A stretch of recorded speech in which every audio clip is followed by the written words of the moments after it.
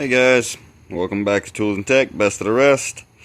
Alright, skipping around a little bit here, but I had somebody ask about the ratchets and whether or not the Hypertough ratchets were worth having, so we're going to go ahead and throw that review out there today too. These things are actually pretty decent for what they are.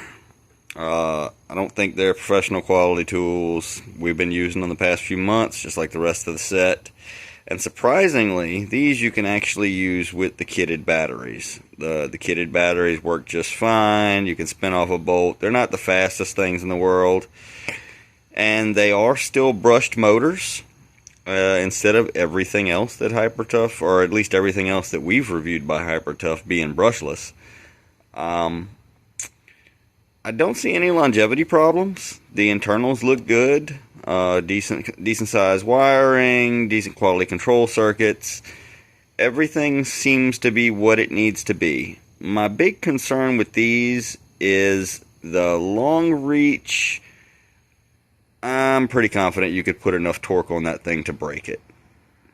Now, if you're a DIY guy, somebody who's doing some modest mechanic work in your yard, it's not an everyday, all-day affair. I think these things would get by just fine. Now, I don't know. I mean, I say they're not professional quality tools, but then again, we've been using them and hadn't really had much of a problem. The battery life is relatively short with the kitted batteries. I can see changing them out 2 or 3 times a day under heavy use.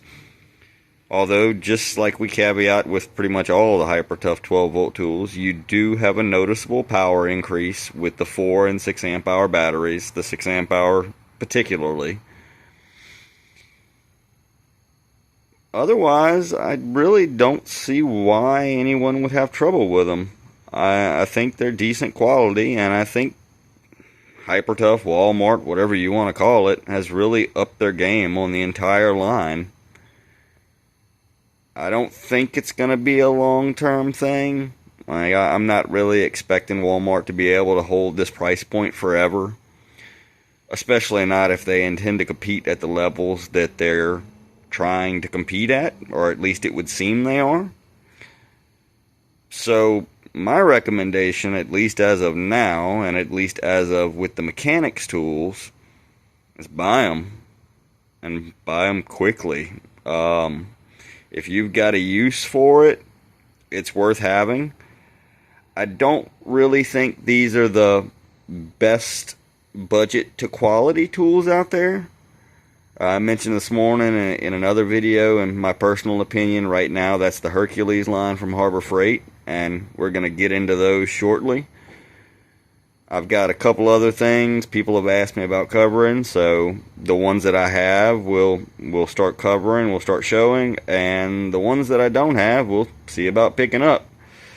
I have no intention of covering or reviewing anything I haven't used for at least some time myself. So, we'll get into it as fast as we can. As for always, thanks for the watch. Hope to see you next time.